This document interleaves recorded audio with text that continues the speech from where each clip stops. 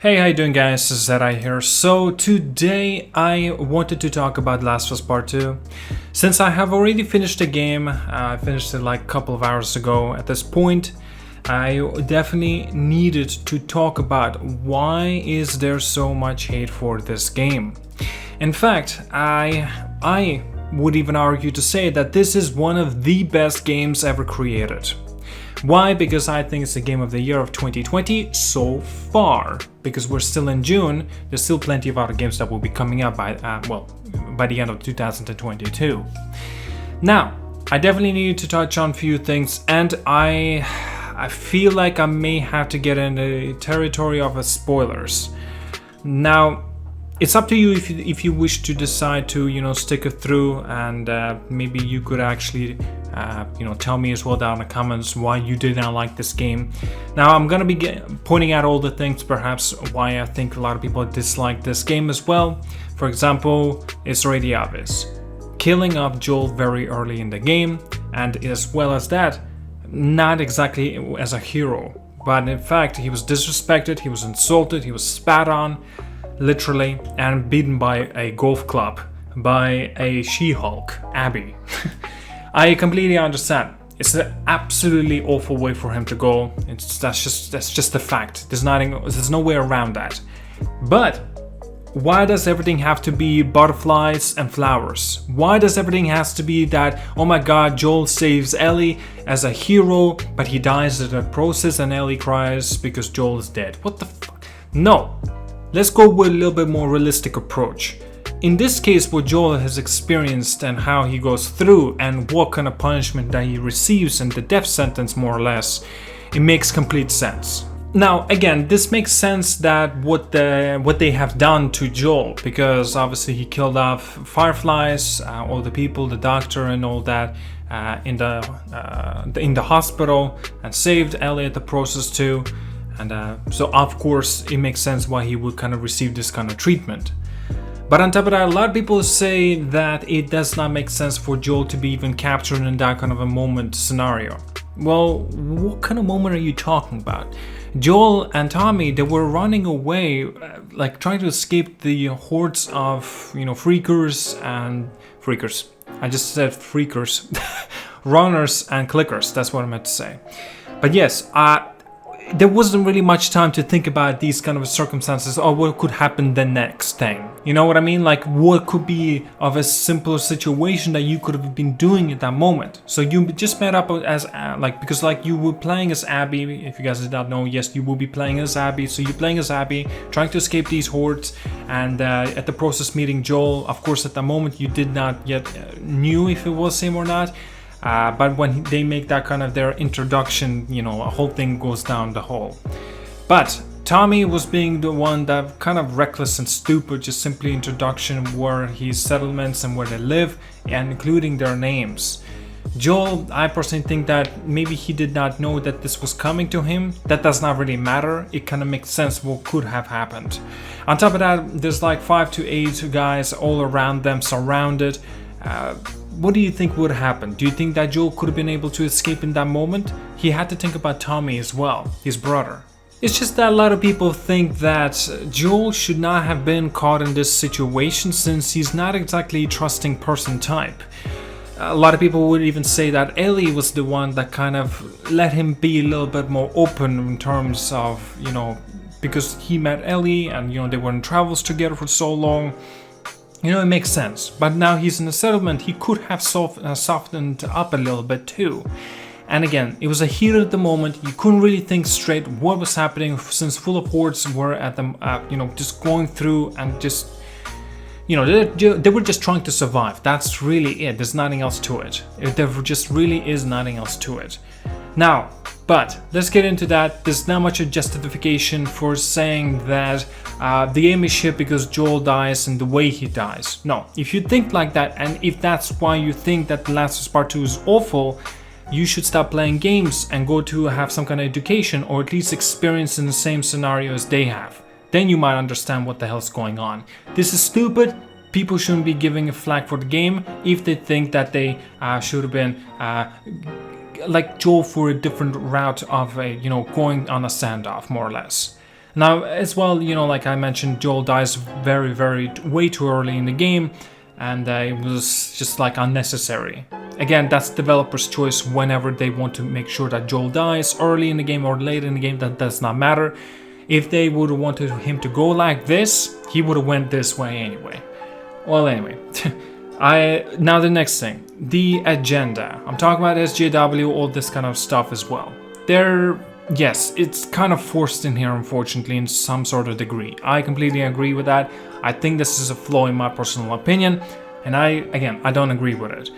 I don't agree with it. That's just that I don't like the direction that they have went with this. That's just like women with power. It's all about that, because She-Hulk Abby is here for some odd reason. She looks like a man, but instead she acts like a woman, and yet a pussy in some of the cases too, and she's afraid of heights. That's just like, what the hell is going on? Maybe that's why she compensated all her brutal strength instead of the weaknesses that she has.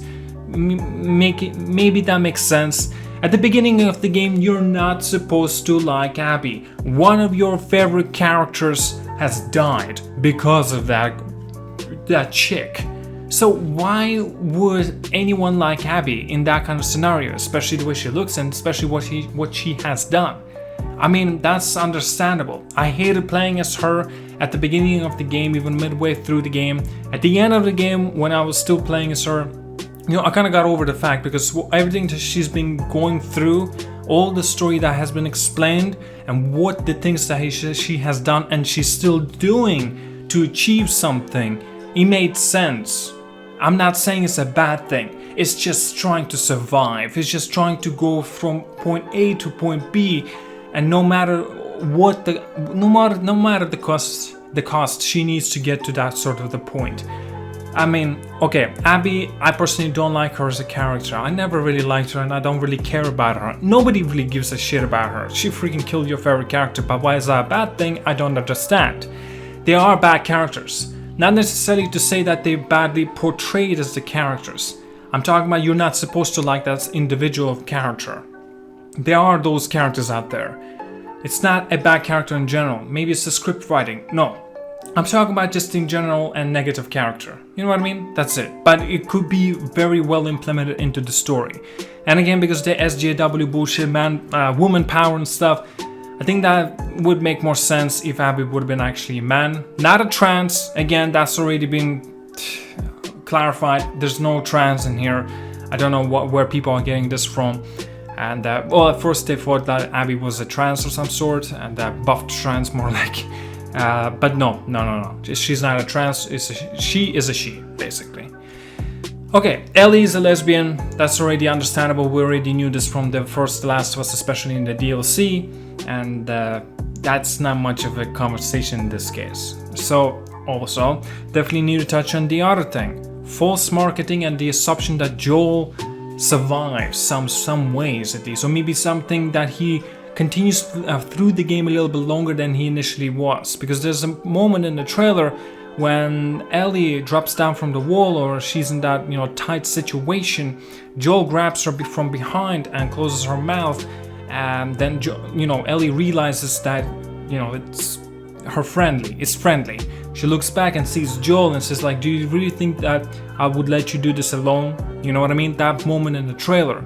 But in the actuality, in the video game, it was actually Jesse, a good friend of hers, that from the settlement he came pretty much all by himself to get Ellie and Dean back. That's not exactly false marketing. It's just making sure that you would not really be expecting Joel through the game up to this part. Again, you perhaps, maybe I could give you an example. Marvel's Avengers, the Endgame movie, right? How many trailers, how many parts have been cut out from there and that you have never really seen? And the trailer's supposed to mislead you like this. And that's genius. It's not false marketing. It's not as if it's saying this game is going to be a first-person shooter, but instead it's actually third-person role-playing, storytelling video game.